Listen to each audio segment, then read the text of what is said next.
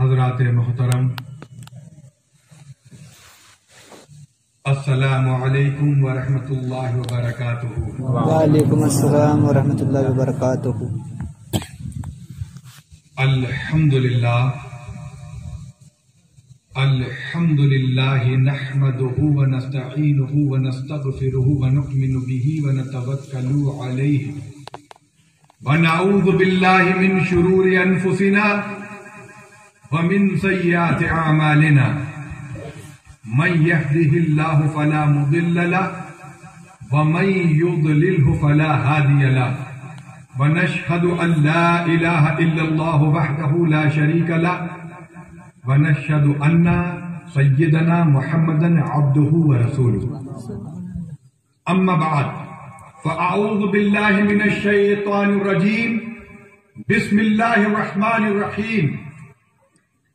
یا ایھا الذین آمنوا اتقوا اللہ وکونوا مع الصادقین۔ صدق اللہ العظیم، وبلغنا رسولہ النبی الامین المتین الکریم، ونحن علی ذلک لمن الشاہدین والشاکرین، والحمد للہ رب العالمین۔ غوث اعظم بمن بے سر و سامہ مدد، قبلہ دی مدد کعبہ ایما مدد، اور قادریم یا نعرہ غوث اعظم میزنم، دمز شیخ احمد رضا خان قطب عالم میزنم۔ آئیے سب سے پہلے ہم اور آپ مل کر اپنے آقا و مولا، دونوں عالم کے مالک و مختار، ہم بے قصوں کے قص، بے بسوں کے بس، لمبے لمبے ہاتھوں سے بھیگ دینے والے آقا جناب محمد الرسول اللہ صلی اللہ تعالی علیہ وسلم کی بارگاہ میں بسط ادب و احترام، ہدیہ درود و سلام، جیسا کہ میں ہر بار اپنی گفتگو سے قبل یہ بتا دیا کرتا ہوں کہ جب رسول پاک صلی اللہ تعالی علیہ وسلم کی بارگاہ میں درود پڑھا جائے، اس وقت یہ لازم و ضروری ہے کہ ادب حاضر ہو۔ بریلی والے آئے ہیں اور یہ بتا کے جائیں گے کہ رسول پاک صلی اللہ تعالی علیہ وسلم کا ادب کیسے کیا جاتا ہے۔ یہی ہمارا طریقہ ہے۔ ہم جب رسول پاک صلی اللہ تعالی وسلم کی بارگاہ میں جاتے ہیں تو ادب کے ساتھ جاتے ہیں، اور کسی شاعر نے کہا کہ با ادب با نصیب اور بے ادب بے نصیب۔ جب ہم جا رہے ہیں رسول پاک صلی اللہ تعالی علیہ وسلم کی بارگاہ میں اور تمہیں ساتھ لے کر کے جا رہے ہیں،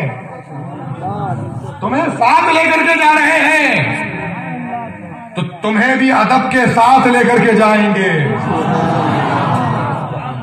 ادب سکھائیں گے، ادب بتائیں گے اور ادب ہی کروائیں گے۔ تو اب ادب میں یہ بھی شامل ہے۔ ادب جان لو کیا ہے کہ جب رسول پاک صلی اللہ تعالی وسلم کی بارگاہ میں حاضر ہو تو ادب ضروری ہے۔ ادب میں یہ بھی شامل ہے کہ آپ کا دماغ کہہ رہا ہے رات ہو گئی، لیکن دل کہہ رہا ہے کہ حضرت نے کہا ہے کہ ابھی درود پاک پڑھنا ہے اور درود پاک پڑھنے کا وقت قریب آ رہا ہے۔ دماغ ساتھ نہیں دے رہا ہے، لیکن نہیں، دماغ کو گھسیٹ کر لاؤ اور دل کے نزدیک لاؤ، اسے بتا دو کہ تیری شیطان تیری مکر و فریبی ہمارے سامنے نہیں چلے گی۔ ہم تجھ پر لاہور بھیجتے ہیں، ہم بریلی والے تجھ پر لاہور بھیجتے ہیں. ہم رسول پاک صلی اللہ علیہ وسلم کی بارگاہ میں حاضر ہونے جا رہے ہیں. اب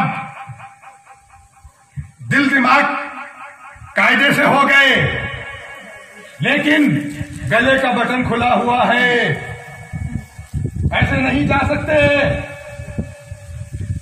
آستینیں چڑھی ہوئی ہیں، نہیں جانے دیں گے رسول پاک کی بارگاہ میں، ایسے نہیں لے کے جائیں گے. ادب کے ساتھ جانا ہوگا. اور ایک بات یاد رکھو کہ جب ایسی محفلوں میں آؤ تو تمہارا لباس مسلمانوں کے جیسا ہونا چاہیے.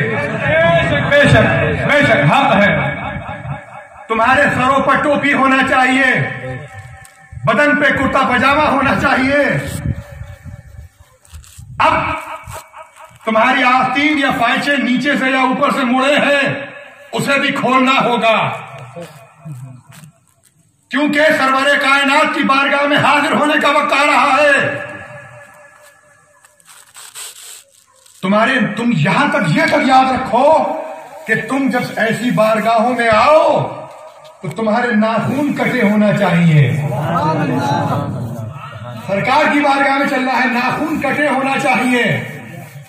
خط تمہارا بنا ہونا چاہیے، تمہارا خط بنا ہونا چاہیے. آئندہ دھیان رکھنا کہ اب سرکار کی بارگاہ میں حاضر ہونا ہے اور ہم جی لگا کر درود پاک پڑھیں گے ابھی، کیونکہ ہمارے اعلیٰ حضرت نے تو فرما دیا، ہمارے اعلیٰ حضرت نے تو فرما دیا کہ دور و نزدیک کے سننے والے وہ کان، دور و نزدیک کے سننے والے وہ کان، کانے لالے کرامت پہ لاکھوں سلام، کانے لالے کرامت پہ لاکھوں سلام. بھائیوں، معاملہ بھی یہی ہے کہ جب سرکار کی بارگاہ میں حاضر ہو، آج تو دیکھو آج تو تمہارے پاس جو ہے کسی سے لے کر کے سر ڈھک لو، ہے نا، لیکن آئندہ دھیان رکھو کہ ایسی محفلوں میں اس طریقے سے نہیں جانا ہے. ویسے تو ہمیشہ تیار رہنا چاہیے، کب رسول پاک کی بارگاہ میں حاضر ہونے کا موقع مل جائے. سمجھ رہے ہو؟ فقیر قادری الحمدللہ 10 مرتبہ مدینے پاک چلا گیا. کرم ہوا، سرکار نے بلایا تو 10 مرتبہ مدینے پاک کی حاضری ہو گئی، جس میں سے 3 مرتبہ میں اپنے دادا حضور تاج الشریعہ کے ساتھ گیا. حضور تاج الشریعہ الحمدللہ میرے دادا بھی ہوتے ہیں اور میرے نانا بھی ہوتے ہیں. میری سگی دادی کے سگے چھوٹے بھائی ہیں حضرت. سبحان اللہ. میں الحمدللہ اعلیٰ حضرت کے نواسوں میں ہوں. میرے والد بھی صحابی کی اولاد ہیں، سیدنا ابوبکر صدیق کی آل سے ہیں، اور میری والدہ بھی صحابی کی اولاد ہیں. سبحان اللہ سبحان اللہ. میرے والد حضور اعلیٰ حضرت کے سگے نواسوں میں ہیں. تو جب میں مدینے پاک حاضر ہوا، اس وقت بنارس کے کچھ لوگ میرے ساتھ تھے. حضور امین شریعت علامہ سبطین رضا خان صاحب، جو استاد زمن کے سگے پوتے ہیں، اعلیٰ حضرت کے منجلے بھائی. یہ امین شریعت وہ ہیں جن کو سرکار مفتی اعظم نے 1 مرتبہ نہیں، 2 مرتبہ نہیں، بلکہ 6 مرتبہ خلافت و اجازت سے نوازا. سبحان اللہ. میں نے امین شریعت اپنے نانا سے عرض کی، ایسی کون سی بات تھی کہ مفتی اعظم نے آپ کو 6 مرتبہ خلافت عطا فرمائی؟ آپ نے بھی ہمیں خلافت دی، اور بھی ہم نے آپ کو دیکھا کہ آپ لوگوں کو خلافت دیتے ہیں. ایک بار دے دیا اور ہو گیا؟ یہ 6 مرتبہ خلافت کا معاملہ میرے سمجھ میں نہیں آیا. تو فرماتے ہیں امین شریعت کہ میں یہاں چھتیس گڑھ، اس وقت یہ مدھیہ پردیش ہوا کرتا تھا، میں یہاں رہتا تھا. مفتی اعظم کے کہنے پر میں یہاں آ گیا. جب میں بریلی جاتا تھا، سرکار مفتی اعظم مجھ سے محبت کرتے تھے، مجھے دیکھتے تھے اور خلافت کے الفاظ دہراتے تھے. اس طرح سرکار مفتی اعظم نے امین شریعت کو 6 مرتبہ خلافت دی، اور بھری عیدگاہ میں بریلی شریف میں حضور امین شریعت کو سرکار مفتی اعظم نے خلافت عطا فرمائی، اور اپنا امامہ شریف امین شریعت کے سر مبارک پر باندھ رہے ہیں اور خلافت کے الفاظ دہراتے جا رہے ہیں. سبحان اللہ سبحان اللہ. بیچ میں سے ایک شخص کھڑے ہوئے مقتدی، انہوں نے عرض کی کہ حضور یہ بچہ کون ہے جس کے آپ دستار باندھ رہے ہیں اور خلافت کے الفاظ دہراتے جا رہے ہیں؟ تو مفتی اعظم نے فرمایا کہ تم اسے نہیں جانتے، یہ میرا بچہ ہے.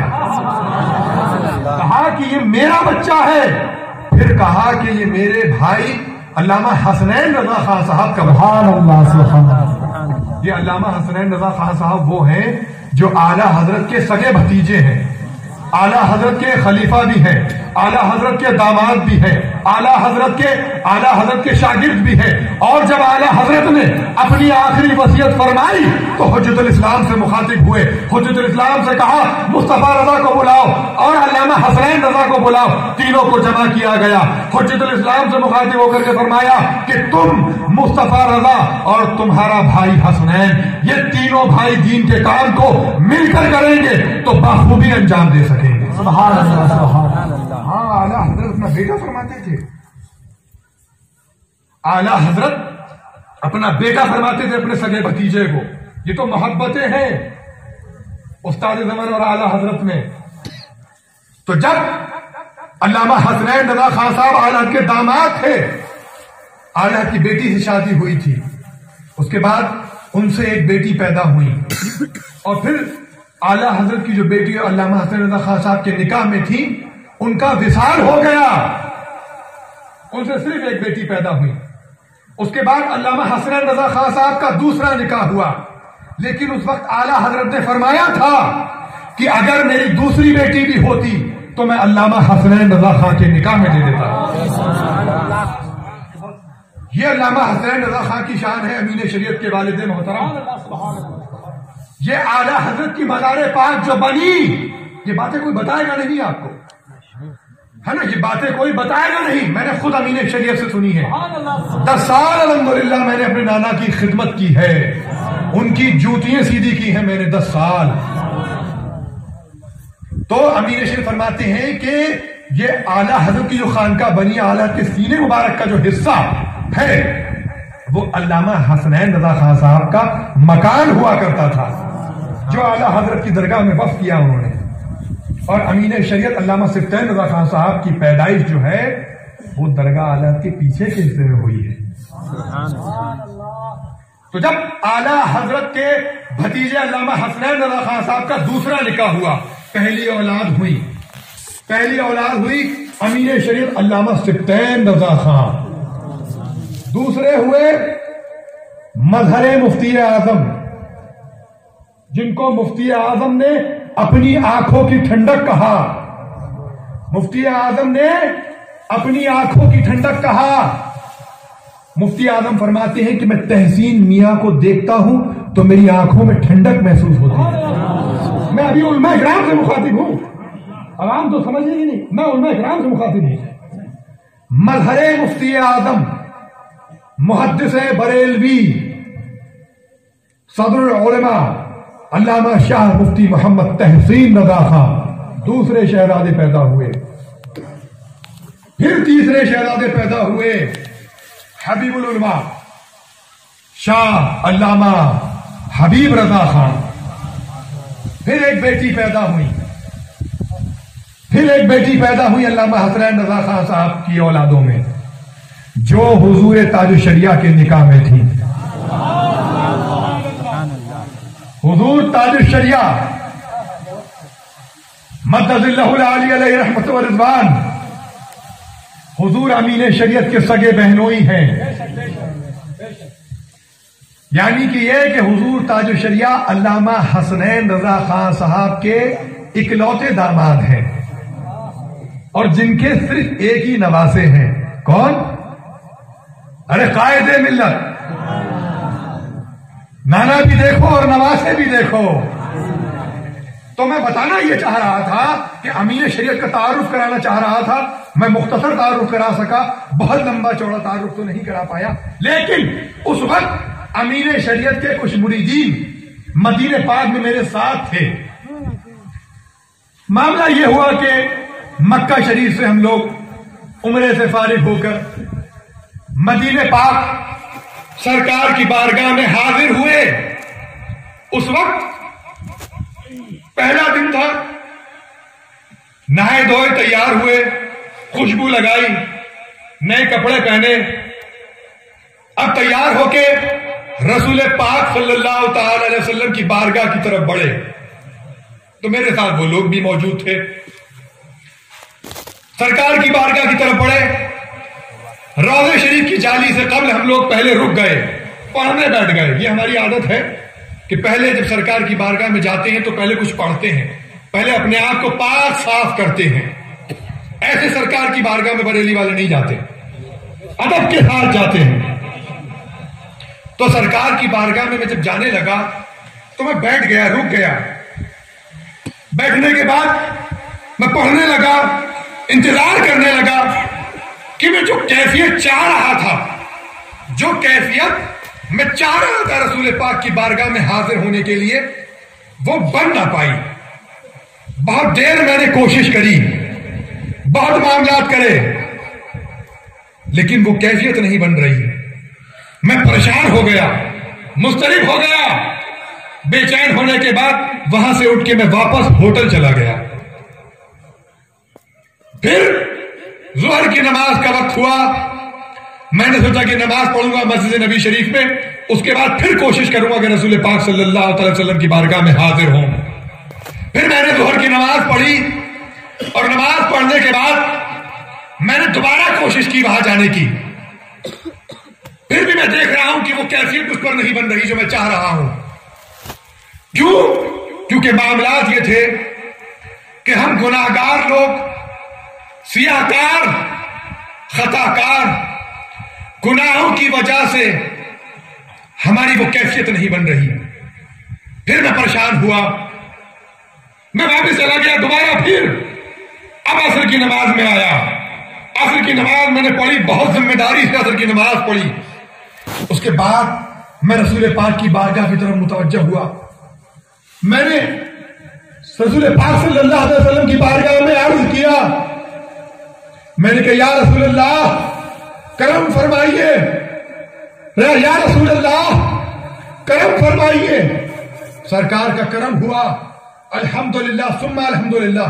جو کیفیت میں چاہتا تھا, تھر تھر آنسو بہنے لگے.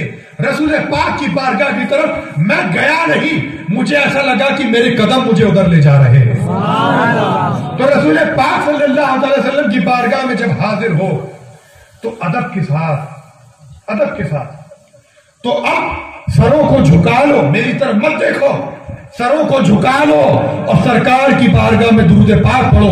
پڑھو اللہ رب محمد صلی اللہ علیہ وسلم نحن عباد محمد صلی اللہ علیہ وسلم صلاۃ و سلام علیک یا رسول اللہ صلی اللہ تعالی علیہ وسلم. کسی شاعر نے کہا جہاں میں ہے عبرت کے ہر سو نمونے, جہاں میں ہے عبرت کے ہر سو نمونے, مگر تجھ کو اندھا کیا رنگ و بو نے. جہاں میں ہے عبرت کے ہر سو نمونے, مگر تجھ کو اندھا کیا رنگ و بو نے. ارے کبھی غور سے بھی یہ دیکھا ہے تو نے, کیا کبھی غور سے بھی یہ دیکھا ہے تو نے, جو آباد تھے محل وہ اب ہے سونے. کیوں؟ کیونکہ جگہ جی لگانے کی دنیا نہیں ہے, یہ عبرت کی جا ہے, تماشا نہیں ہے. یہ عبرت کی جا ہے, تماشا نہیں ہے. کہ تم نے سمجھا نہیں زندگی کو, تم نے سمجھا نہیں زندگی کو, اس سے قائم نہ رشتہ رہے گا. موت دلہن بنے گی او ساتھی, اور تو اس کا دولہا بنے گا. جب آخری وقت غسل سے سواریں گے تیرے بدن کو, جس کا تو نے کفن نام رکھا وہی شادی کا جوڑا بنے گا. اور قبر کے حالات کو وہ یوں بیان کرتے ہیں کہ اب کہاں ہے وہ چاندی وہ سونا, قبر تو ہے خاکی بچھونا. تیری دولت کو سب بانٹ لیں گے, تیری دولت کو سب بانٹ لیں گے, کچھ بھی باقی نہ تیرا رہے گا. اور جیسا اعمال ہوگا بشر کا, چکنے پڑے ہوئے چکنے نمازوں سے دور, کہ جیسا اعمال ہوگا بشر کا, یا تو جنت کی نعمت ملے گی یا جہنم میں جانا پڑے گا. یا تو جنت کی نعمت ملے گی یا جہنم میں جانا پڑے گا. اپنے اعمال کی اصلاح کیجئے. فقیر قادری یہاں آپ کو ایمان کی تازگی دینے بریلی سے آیا ہے. بریلی والے آتے ہیں پہلے ایمان کی بات کرتے ہیں پھر عمل کی بات کرتے ہیں، ایمان سے پہلے عمل کی بات نہیں کریں گے۔ تو فقیر قادری چاہتا ہے کہ غوث اعظم سرکار غوث اعظم رضی اللہ تبارک و تعالیٰ عنہ کے نام سے یہ محفل ہے، تو کیوں نہ غوث اعظم کی شان میں منقبت کے چند اشعار پیش کر دوں، اور یہ منقبت بھی ان کی ہے جو اعلیٰ حضرت کے شہزادے ہیں، خود ہم شبیہ غوث اعظم ہیں کیونکہ وہ مفتی اعظم ہیں، وہ مفتی اعظم ہیں۔ تو مفتی اعظم کی لکھی ہوئی منقبت کے چند اشعار آپ کے سامنے پیش کر رہا ہوں، ایک مرتبہ بآواز بلند درود پاک پڑھیں۔ شفيعنا مولانا محمد وبارك وسلم صلوا عليه صلاة والسلام عليك يا رسول الله صلى الله تعالى عليك وسلم۔ جی لگا کر سنیے اور اشعار کو سمجھنے کی کوشش کیجیے، زیادہ لمبا وقت نہیں لوں گا، ایک مرتبہ اور درود پاک پڑھیں۔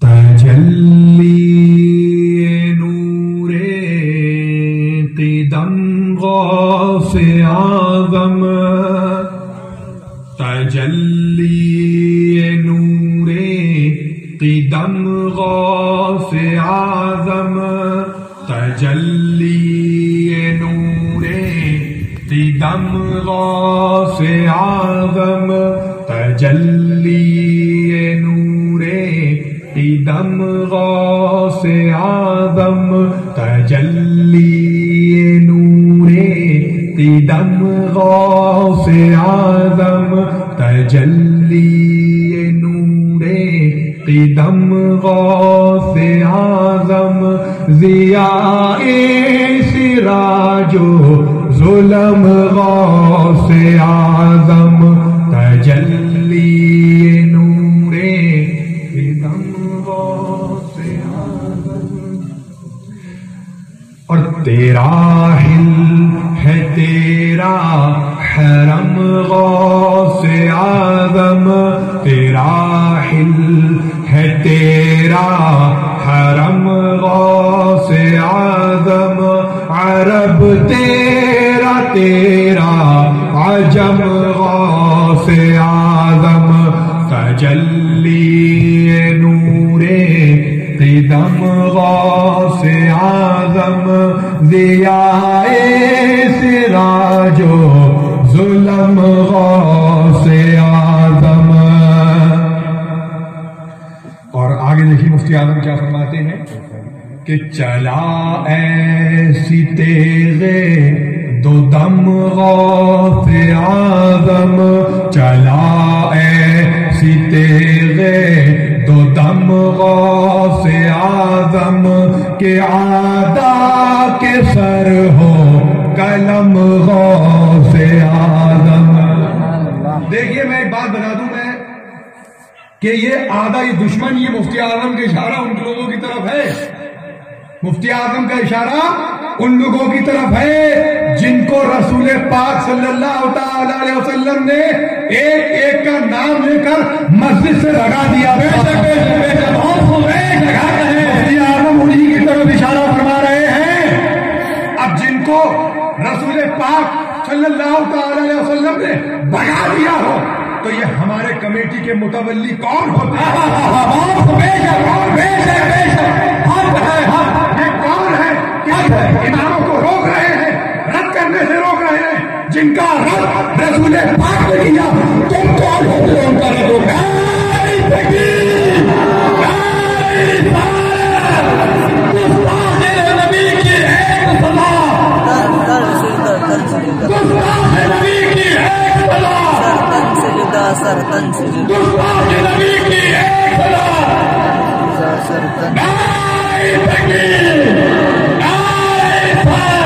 یاد رکھو، یاد رکھو، کمیٹی کے جتنے بھی حضرات ہیں وہ یاد رکھیں، مجھے کیا کسی کا ڈر ہو سکتا ہے؟ بریلی والوں کو کس بات کا ڈر؟ بریلی والے اپنے اماموں کے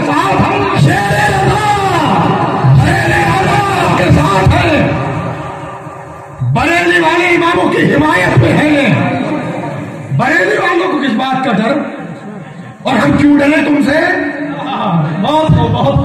तुम सिर्फ खुदा के घर के मुलाजिम हो, मालिक नहीं हो खुदा के घर के, मालिक नहीं हो। इमाम जब तक मुसल्ले पर है वो मुसल्ले का मालिक है, उसको मालिक बनाया गया है। वो तुम्हें सही दीन बताने का हक है और वो बताएगा तुम्हें। इमाम की जिम्मेदारी है। खबरदार हो जाओ कि इमामों पर हुकूमत ना करो, जिसकी वजह से मुआशरे में तकलीफें आ रही है कि झोला लो इमामों पर हुकूमत कर रहे हैं। मामला यह है कि इमाम 2 मिनट मस्जिद में लेट हो गए, पता नहीं मैं इधर क्यों आ गया। इमाम मस्जिद में 2 मिनट लेट हो गए तो मुतवल्ली साहब सीधे हुए जा रहे हैं उन पर। इस बात का भी ख्याल नहीं कि वो आलिम दीन है, वो हाफिज कुरान है। अपना घर बार छोड़कर तुम्हारे यहाँ आए हैं। बेशक तुम्हारी 5,000 रुपए की तनख्वाह के लिए आए। क्या 5,000 रुपए की तनख्वाह तुम्हारी होती है? और उन 5,000 की तनख्वाह से ये क्या कर लेंगे? इससे ज्यादा तनख्वाहें नहीं है इमामों की। तो इमामों पर हुकूमत बंद करो कि इमामों को सही दीन बताने दो। तुम्हें तो सीखना नहीं है, तुम मुतवल्ली बन गए, लेकिन जो लोग सही दीन सीखना चाहते हैं कम से कम उन्हें तो सुनने दो। बेशक तुम क्यों किसी का गुनाह बोल लेते हो? तो याद रखो कि सरकार ने जिनको भगा दिया, जो अपना बोरिया बिस्तर लेकर यहां से वहां इधर से उधर घूम रहे हैं, उन्हें हमारी मस्जिदों में जगह नहीं दी जाएगी। उन्हें हमारी मस्जिदों में जगह नहीं दी जाएगी। माना कि ये लोहारा शहर है, फला इमाम है, कोई सौदा से आए हैं, कोई भुसावल से आए हैं, कोई बुरहानपुर से आए हैं, कोई जलगांव से आए, कोई धुलिया से, कोई कहीं से आया है। माना कि ये इन इलाकों के शहरों की मस्जिदें हैं, लेकिन इन मस्जिदों की लिखा पढ़त आज भी बरेली से ही होती है।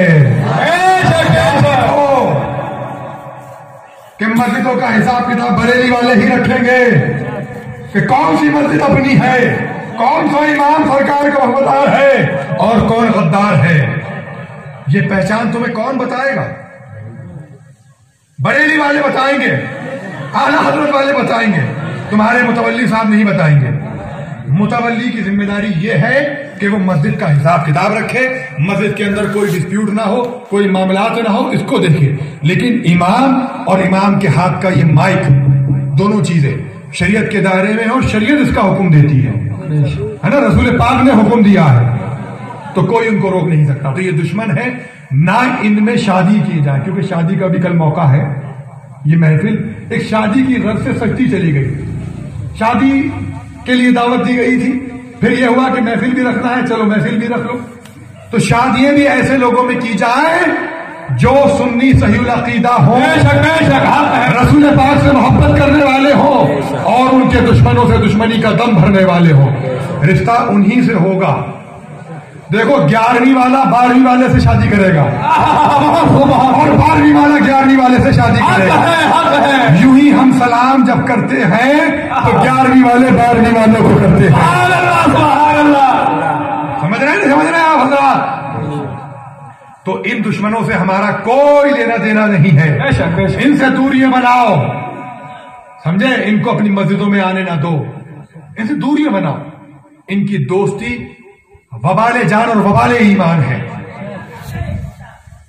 हुकूमत भी इन पर सख्तियां करती है। देखो कहते ये गलत है और बदनाम पूरी कौम होती है। हमारा इन गद्दारों से कोई लेना देना नहीं, ये इस्लाम के भी गद्दार हैं और हमारे देश के भी गद्दार हैं। तो मुफ्ती आजम फरमाते हैं, चला ऐसी तेगे दो दम गौसे आजम, चला ऐसी तेगे दो दम गौसे आजम के आदा के सर हो कलम गौसे आजम, तजल्ली नूरे तिदम गौसे आजम, दियाए सिराजो دم غوث اعظم تجلی نور تے دم غوث اعظم ضیائے سراج و ظلم غوث اعظم. اور دیکھیے کتنا پیارا شعر ہے. اور غوث وشال کو دیکھو سبحان اللہ. وہ ایک بار کا بھی نہ ہوگا تمہارے، وہ ایک بار کا بھی نہ ہوگا تمہارے، وہ ایک بار کا بھی نہ ہوگا تمہارے. ارے کہاں ہے مخالف میں دم غوث اعظم، کہاں ہے مخالف میں دم غوث اعظم، کہاں ہے مخالف میں دم غوث اعظم. اور تیرے ہوتے ہم پر ستم ڈھائے دشمن. غوث اعظم مفتی فرما رہے ہیں غوث اعظم کے ہوتے کہ تیرے ہوتے ہم پر ستم ڈھائے دشمن، تیرے ہوتے ہم پر ستم ڈھائے دشمن. ارے ستم ہے ستم غوث اعظم تجلی نور کے دم غوث اعظم ضیائے سراج و ظلم غوث اعظم. اور یہ دل یہ جگر ہے، یہ آنکھیں یہ سر ہے. ارے دل بھی بریلی والوں کا ہے. دل کس کا ہے؟ بریلی والوں کا. اور یاد رکھو میں تو یہ بار بار کہتا ہوں مفتی اعظم کے صدقے سے ہم بریلی والوں کا دل وہ دل ہے، اس دل میں اسی کو جگہ دی جائے گی جس کے دل میں رسول اللہ کی محبت ہوگی. اور یاد رکھو یہ بریلی والوں کا جگرا ہے، اور اتنا جگرا ہے بریلی والوں کے اندر. اگر تم غوث پاک کی شان میں گستاخی کرو گے تو تمہارے پھیپھڑوں میں ہاتھ ڈال کر بریلی والے تمہارے چہروں باہر نکال گے. گستاخ نبی کی ایک سلام تن سے جدا سر تن سے شیر حضور حماد ملت، حضور حماد ملت. بریلی والے آئے ہیں رسول اللہ کی محبت کر کے جائیں گے. ایک ایک کے دل میں رسول اللہ کا عشق بھر دیں گے. ہم حاضر ہیں. لبیک لبیک لبیک یا رسول اللہ، لبیک لبیک لبیک یا رسول اللہ، لبیک لبیک لبیک یا رسول اللہ، لبیک لبیک لبیک یا رسول اللہ، لبیک لبیک لبیک یا رسول اللہ. ہم رسول پاک کی عظمت کے لیے، ہم رسول پاک کی عظمت کے لیے اپنی جانوں کو قربان کرنے کے لیے تیار ہیں. آ جاؤ میدان میں. حماد کو نپال کو بریلی والے تم سے بریلی والے نپٹنا جانتے ہیں، بہت اچھے سے نپٹ لیں گے. تکلیف ان سے نہیں ہے، وہ تو خیر ہے، وہ تو گستاخ ہے. ارے وہ تو گستاخ ہے. مفتی اعظم فرماتے ہیں کہ وہابی کم ہیں اور وہابیوں کی چپیٹ میں لوگ زیادہ ہیں. وہابیوں کی چپیٹ میں لوگ زیادہ ہیں، کیونکہ اگر تم ان کا گندا مذہب جان لو گے تو ان سے جوڑنے کا سوال ہی پیدا نہیں ہوگا. ان سے جوڑنے کا سوال ہی پیدا نہیں ہوتا. اصل میں تم جانتے نہیں ہو، تبھی تمہیں وہ مسلمان دکھتے ہیں بظاہر داڑھی ٹوپی. ہر داڑھی ٹوپی والا مسلمان نہیں ہے. جس کے دل میں رسول اللہ کی سچی محبت ہے وہی مسلمان ہے. انہیں اس بدگمانی میں مت رہو کہ وہ تمہارے ہیں، وہ اپنے ہیں. وہ کسی لمحے ہمارے نہیں ہیں، وہ مردہ ہیں. وہ مردہ ہے جو تم کو مردہ کہے واللہ، تو زندہ ہے واللہ، تو زندہ ہے واللہ، میری چشم عالم سے چھپ جانے والا. ہم تو وہ ہیں جو رسول اللہ کی یاد مناتے ہیں، بیٹھتے ہیں تو یا رسول اللہ، اٹھتے ہیں تو یا رسول اللہ، ہے نا؟ ہمارے اعلیٰ حضرت نے فرما دیا بیٹھتے اٹھتے مدد کے واسطے یا رسول اللہ کہا، پھر تجھ کو کیا؟ ارے تیری دوزخ سے تو کچھ چھینا نہیں، کیا چھینا؟ تیرا ہمارا لینا دینا کیا ہے؟ بہت بھائی گستاخ رسول اور ہم عاشق رسول کا لینا دینا کیا؟ ہمارا کوئی لینا دینا نہیں، ہے نا؟ تیری دوزخ سے تو کچھ چھینا نہیں، خلد میں پہنچا رضا، پھر تجھ کو کیا؟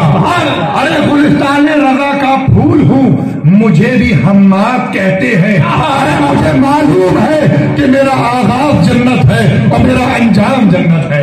اعلیٰ حضرت کے صدقے سے، اعلیٰ حضرت کے وسیلے سے، اعلیٰ حضرت کی عنایتوں سے ہم تو بریلی والے ہیں، اور الحمدللہ جو بریلی سے محبت کرتا ہے وہ ایمان کے معاملے میں ٹناٹن ہوتا ہے۔ ہاں ہم بالکل اس معاملے میں جھول برداشت نہیں کرتے، نہ اپنے قریب آنے دیتے ہیں ایسوں کو۔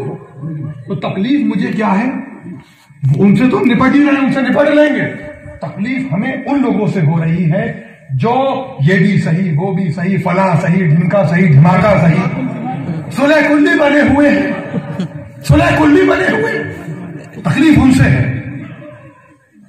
کہ حضور تاج شریعہ فرماتے ہیں کہ زندگی یہ نہیں ہے کسی کے لیے، زندگی ہے نبی کی، نبی کے لیے۔ ارے نہ سمجھ مرتے ہیں زندگی کے لیے، جینا مرنا ہے سب کچھ نبی کے لیے۔ اور صلح کلی نبی کا نہیں سنیوں، سنی مسلم ہے سچا نبی کے لیے۔ تو یاد رکھو، سنی مسلم بن کے رہو، سرکار کے سچے نبی کے لیے بن کے رہو، ہے نا؟ تو مفتی اعظم فرماتے ہیں دیکھو، یہ دل یہ جگر ہے، یہ آنکھیں یہ سر ہے، یہ دل یہ جگر ہے، یہ آنکھیں یہ سر ہے، جہاں چاہو رکھو قدم غوث اعظم، تجلی نور قدم غوث اعظم۔ اور دیکھیے مقطع میں کیا فرماتے ہیں، تمہارے کرم کا ہے نوری بھی پیاسا، تمہارے کرم کا ہے نوری بھی پیاسا، تمہارے کرم کے ہیں ہم سب بھی پیاسے، ملے اس کو بھی یم سے نم غوث اعظم، تجلی نور قدم غوث اعظم، ضیائے سراج و ظلم غوث اعظم۔ السلام علیکم ورحمۃ اللہ وبرکاتہ۔ کھڑے ہو جائیے، صلاۃ و سلام پڑھا جائے۔